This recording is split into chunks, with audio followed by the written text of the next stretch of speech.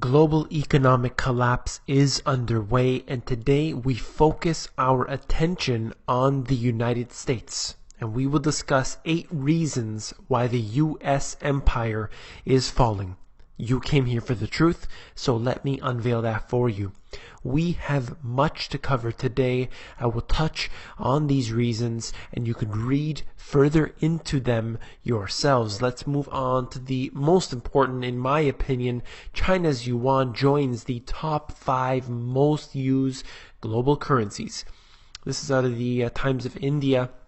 And what they said was China's yuan has become one of the most widely used currencies in global payments, an international financial transactions agency announced on Wednesday.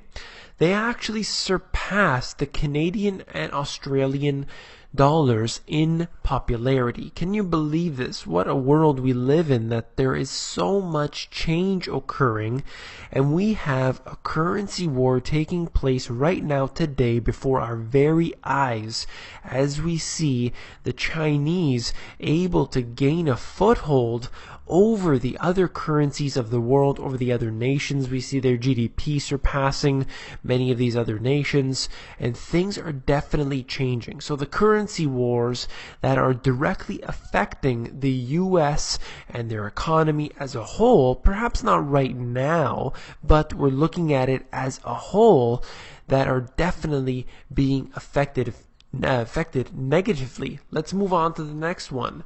We have this out of Syracuse. 1 out of every 5 children in the United States relies on food stamps for some meals, according to the new data released by the Census Bureau.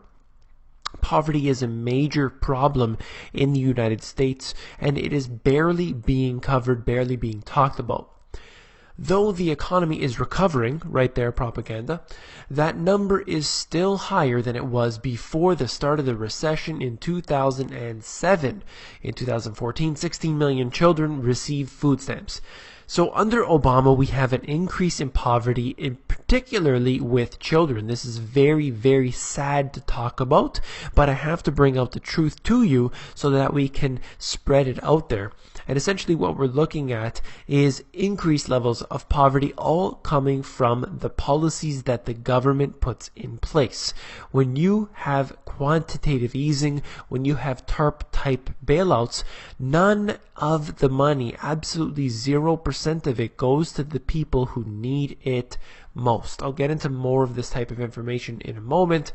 Right here we have the Washington Times. 50 years after President Johnson started a $20 trillion taxpayer-funded war on poverty, the overall percentage of impoverished people in the United States has declined only slightly, and the poor have lost ground under President Obama. So even though he proposes that everything has gotten better, we actually see poverty increasing.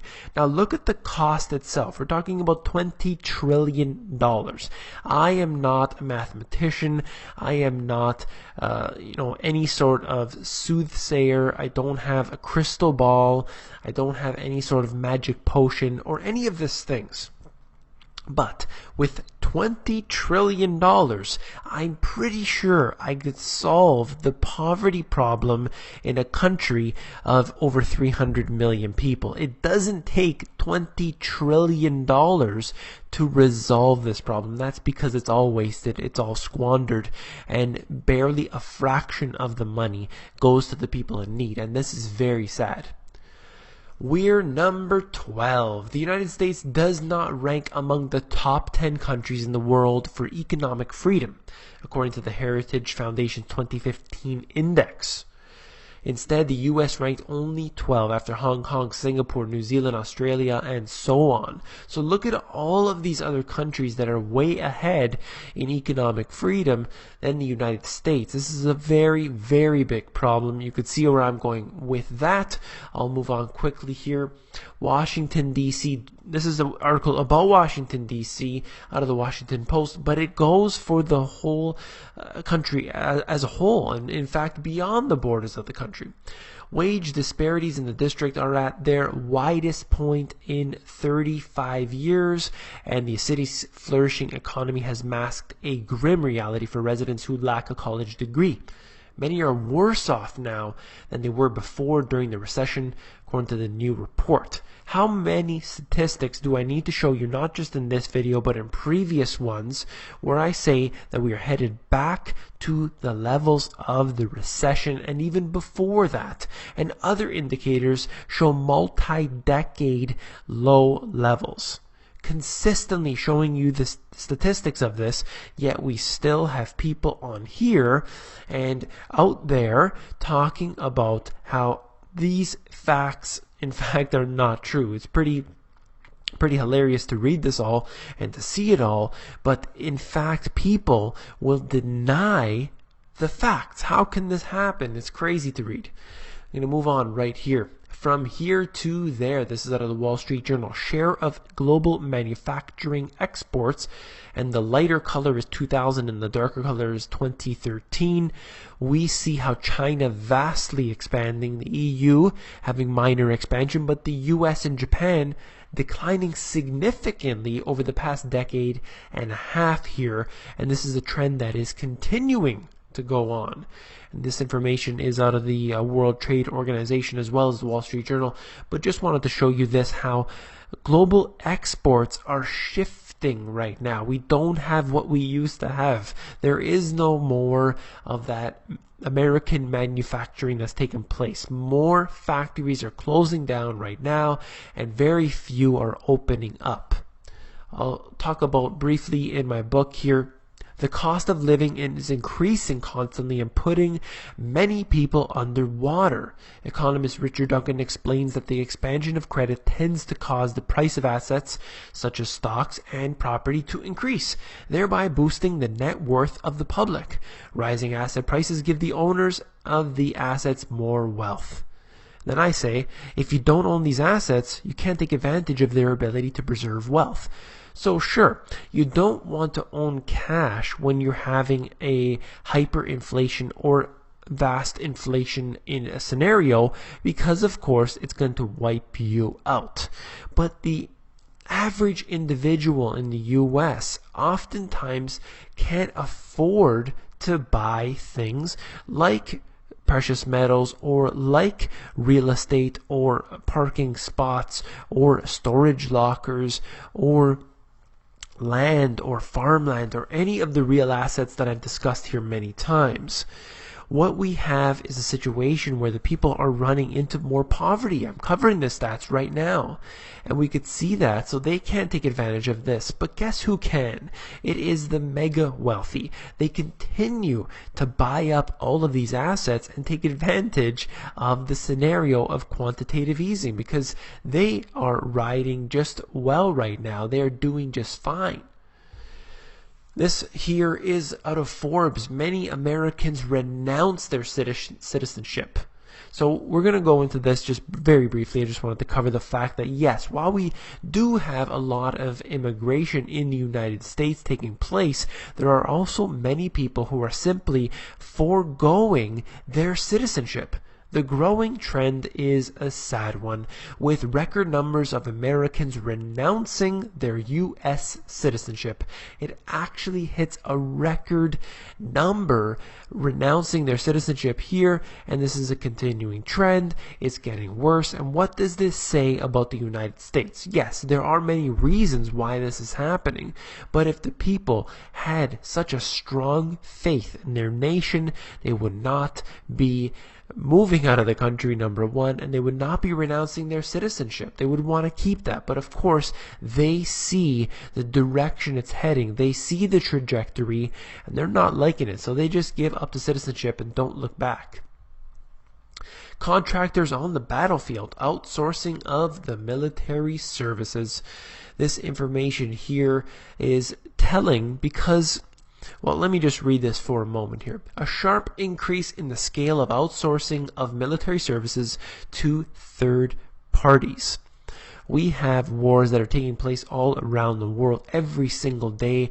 The military has expanded, the U.S. military that is, has expanded to approximately 150 countries around the world. It has over 75% of the countries in the world are have the U.S. military on it. We had a $1 billion embassy built in Iraq. They have, in fact, said that they pulled out all of their troops out of Iraq not too long ago. They said it was mission accomplished. They said they did everything that they needed to do in Iraq.